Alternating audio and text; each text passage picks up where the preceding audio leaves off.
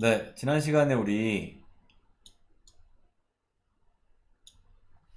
원자를 구성하고 있는 입자들에 대해서 살펴봤고요. 원자는 원자 내부의 굉장히 작은 곳에 질량의 대부분을 차지하는 원자 핵과 그 주위를 돌고 있는 전자로 구성되어 있다까지 지난 시간에 했었어요. 그 내용 다시 한번 살펴보고 원자를 구성하는 입자들에 대해서 오늘 한번 이야기해 보도록 할게요. 영상부터 한번 볼게요.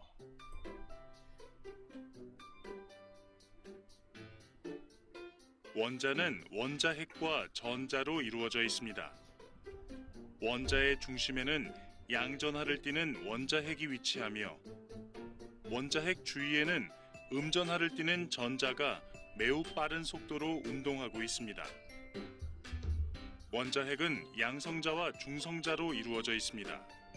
양성자는 양전하를 띠는 입자로 원자핵에 들어있는 양성자 수에 따라 원자핵의 전하량이 결정됩니다. 중성자는 전하를 띠지 않으며 양성자와 질량이 거의 비슷합니다. 원자핵이 원자에서 차지하는 공간은 매우 작습니다. 예를 들어 원자의 크기가 야구장만 하다면 원자핵의 크기는 개미 한 마리의 크기 정도입니다. 그러나 원자핵의 질량은 전자의 질량보다 1800배 이상 큽니다. 따라서 원자의 질량은 대부분 원자핵의 질량이 차지한다고 볼 수 있습니다.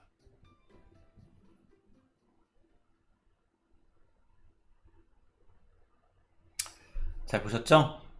그러면 오늘 내용을 하나씩 보도록 하겠습니다. 일단 원자핵의 지름은 원자 지름의 10만 분의 1 정도밖에 안 돼요. 그러니까 거의 대부분은 사실은 전자가 이동만 하고 있는 거지 비어있는 공간들이야. 진공 상태의 빈 공간으로 되어 있고요.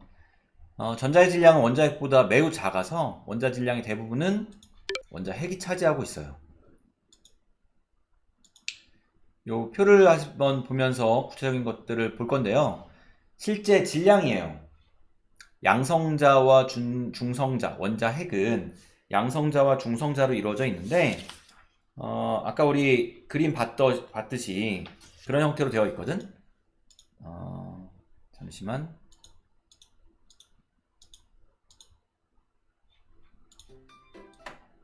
1800배 네, 여기 양성자 나와 수에 있죠. 여기 보시면 플러스로 표시되어 있는 양성자와 중성자가 있어요. 양성자는 플러스 하나를 띄워서 원자 전체를 중성으로 만드는 역할을 해주고 있는데, 그럼 중성자는 왜 존재할까? 이 중성자가 없는 원자는 딱 하나밖에 없어. 수소. 이유는 양성자는 플러스, 또 다른 양성자 플러스, 이 플러스와 플러스끼리는 반발이 생겨. 그러면 둘이 결합해서 원자 핵이라는 걸 구성할 수가 없죠. 중성자가 하는 역할은 강한 핵력이라고 해서 그 입자 간에 양성자와 중성자 간에 강한 힘이 인력이 작용해서 이걸 뭉쳐주는 거야. 양성자가 2개 이상 있으면 반드시 중성자가 하나 이상 있어야 돼. 중성자의 역할은 원자 핵을 구성하는 인력을 가지고 있다. 이런 역할이라고 보시면 돼요. 질량을 보면 양성자와 중성자가 1.673 곱하기 10-24제곱, 1.675 곱하기 10-24제곱 거의 같아요.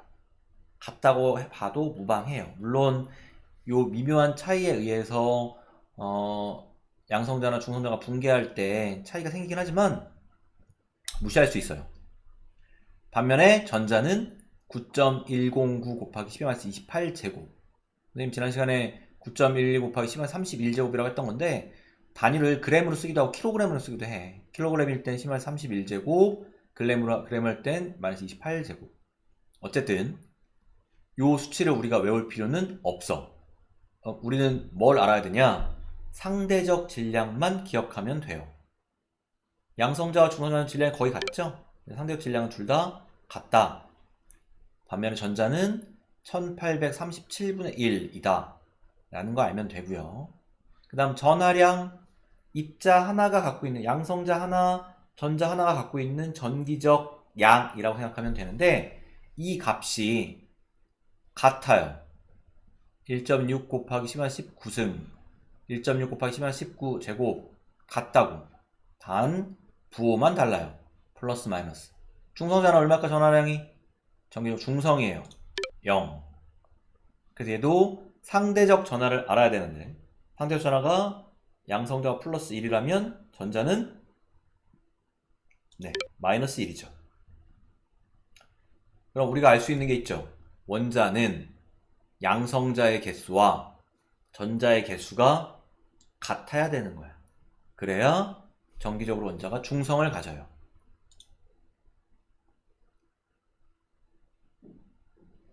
정리해볼게요. 우리 책에다 정리하시면 돼요. 책의 63쪽.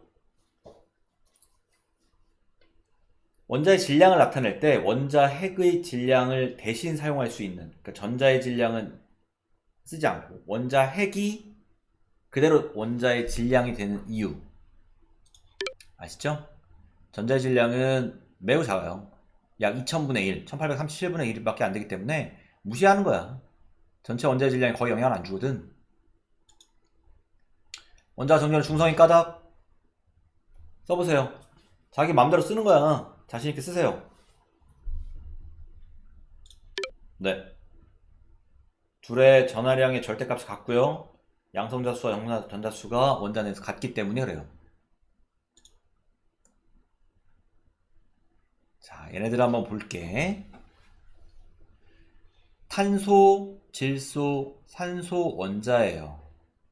차이점이 있어요. 뭐냐면 전자수를 보면 여기 전자가 하나, 둘, 셋, 넷, 다섯, 여섯 개. 얘는 양성자가 하나, 둘, 셋, 넷, 다섯, 여섯 개. 질소는 전자가 하나, 둘, 셋, 넷, 다섯, 여섯, 일곱 개. 양성자가 하나, 둘, 셋, 넷, 다섯, 여섯, 일곱 개. 성질이 달라지는 까닭은 여기에서부터 발생하겠죠. 써보세요. 탄소, 질소, 산소의 양성자, 중성자, 전자수. 우리 책에 그림 나와 있죠? 64쪽에 있거든? 그거 세서 한번 써보세요. 어렵지 않으니까요.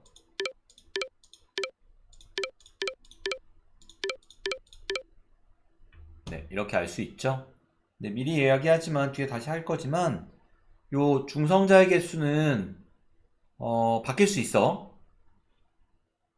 그런 것들은 뒤에 다시 얘기할 수 있어요. 탄소라고 해서 항상 중성자 6개다 이건 아니야.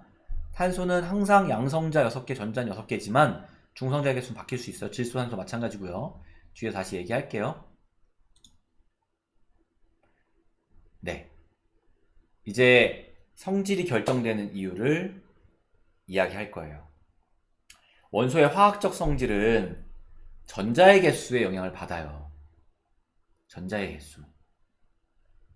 그래서 그 전자의 개수로 구분을 하게 되는데 다만 뭐가 문제가 있냐면 우리가 원자에서 전자는 떨어져 나가거나 더 들어올 수도 있어. 전자를 잃거나 얻으면 그 원자가 뭐가 되지? 이온이 되죠. 하지만 양성자의 수는 바뀌지 않아요. 그건 질량 차이 때문에 그래. 그러니까 누군가 떨어져 나간다면 질량이 작은 애가 떨어져 나가는 거지. 전자가 그대로 있는 상태에서 질량이 굉장히 큰 양성자가 빠져나갈 수는 없거든. 실제 잘 들어. 화학적 성질은 원자의 전자수에 의해 결정되지만 이 전자수는 이온이 되면서 바뀔 수가 있어. 하지만 원자에서 전자수와 양성자수는 항상 동일하고 이 양성자수는 변함이 없어요. 그래서 원자 번호는 양성자수로 매기는 거야. 원자 번호는 원자를 구분하는 고유 번호가 원자 번호고 그건 양성자수로 매겨져 있다 라고 생각하시면 돼요. 그럼 얘네들 원자 번호를 알겠죠? 탄소는 몇 번이겠어요? 질소는? 산소는? 네, 6번, 7번, 8번이 될 거예요. 다음 질량수라는 게 있어. 질량수. 이거 우리가 정의를 한 거야. 어떤 질량을 갖는 애들. 이 질량수는 원자의 질량을 나타내는 상대적 척도인데 얘는 원자 핵, 즉 양성자와 중성자의 질량으로 결정이 돼요. 전자는 무시한다고 했죠? 왜냐면 양성자 네, 지금 시험 기간이라서 우리 학교 원래 종이 없잖아. 근데 지금 3학년들 오늘 모의고사 보거든. 그래서 지금 종이 치고 있어요. 네, 양성자, 중성자에 비해 전자는 질량이 너무 작으니까 무시할 수 있어. 따라 질량수는 양성자 수와 양성자 몇 개, 중성자 수, 중성자 몇 개로 결정을 해요. 그럼 문제를 한번 풀어볼까요? 64쪽에 아래쪽에 물음표 있고 그거부터 중성자 수가 6개인 탄소와 7개인 탄소의 질량수는 각각 얼마겠느냐 해보세요. 질량수 뭐라 그랬죠? 양성자 수와 중성자 수의 합. 탄소의 양성자 수는 안 바뀌어. 항상 몇 개? 6개. 그래서 중성자 6개인 탄소는 12, 7개인 탄소는 13이 돼요. 다음 원소의 표기인데요. 이거 하시고 나서 여러분 프린트에도 빈칸도 한번 채워볼게요. 이 원소기호를 쓸 때 이렇게 X라는 임의 원소예요. 쓰시고요. 왼쪽 아래에다가 원자 번호를 써. 원자 번호는 양성자 수랑 같다 그랬죠. 그리고 왼쪽 위에다가 질량수를 써요. 이건 양성자 수와 중성자 수의 합이에요. 그럼 한번 해보세요. 우리 65쪽 중간 위쪽 위에 문제들이 있어요. 네 문제 한번 풀어보세요.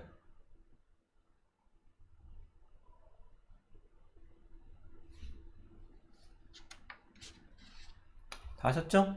먼저 그럼 1번이야. 주기율표 찾으세요. 우리 주기율표가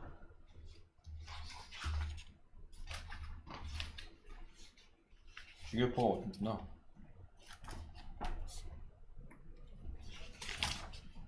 84쪽에 있네요. 그 주기율표 상에서는 원자번호 표시하는 위치가 주기율표랑 좀 달라요. 우리 84쪽에 있는 주기율표는 원소기호 위에다 쓰고 있어요. 1번은 수소고 질량수 2, 6번이면 탄소의 중성자 7개니까 질량 13, 17번이야 염소 CL이고 질량수 35, 9번 플로린 중성자가 10개면 질량은 19. 네, 이렇게 할 수 있겠죠.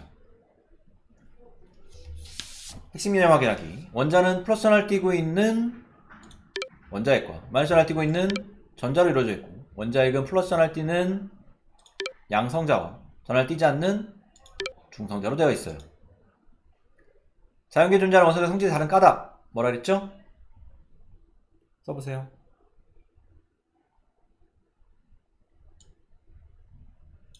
네, 양성자 수가 다르기 때문. 실제로 성질은 전자 때문에 그래. 근데 양성자 수가 다르기 때문이라고 해도 틀리진 않아요. 왜냐면 원자에서는 양성자 수와 전자 수가 같기 때문에. 네. 다음 나트륨 양성자, 중성자, 전자수. 일단 제일 먼저 양성자 수는 몇 개일까? 이거는 뭐랑 같아? 원자 번호니까 11개. 다음 중성자 수는 질량수가 양성자 수와 중성자 수의 합이니까 중성자 수가 12개. 전자 수는 또 양성자 수랑 같죠? 11개. 네. 추가로 하나 더. 질량수가 34. 전자수가 16인 원자의 중성자 수는 얼마일까요? 몇 개? 전자수가 16개면 양성자도 16개. 그럼 중성자는 질량수 빼기 하면 되니까 18개가 되겠죠. 아직 끝나지 않았고 조금만 더 볼게요. 이 빈칸은 다 여러분이 정리하세요. 우리 다 했던 거니까 정리하시면 되고요. 맨 마지막에 동위원소만 좀 볼 거야. 우리 아까 질량수 얘기할 때 탄소지만 중성자가 7개이네 8개이네 뭐 이런 애들 이야기 했었어. 동위원소의 정의는 원자 번호는 같지만 질량수가 다른 원소가 동위원소의 정의거든. 이건 무슨 말이냐? 원자 번호가 같아. 그럼 뭐가 같은 거니? 양성자 수가 같죠. 근데 질량수가 달라. 그럼 뭐가 달라야 돼? 중성자 수가 달라야 돼요. 이게 동위원소야. 그럼 양성자 수가 같으면 화학적 성질이 같아요. 그럼 뭐가 다르냐? 질량이 달라요. 그런 게 뭐가 있냐면 대표적으로 수소 질량이 1인 애가 제일 많아. 우리 주위에. 얘는 양성자 하나, 중성자 빵이겠죠. 그런데 중수소라고 부르는 애가 있어. 얘는 양성자가 하나 있는 애야. 이 중수소는 워낙 많이 쓰여서 아예 듀테리움이라고 해서 기호가 따로 존재하기도 해요.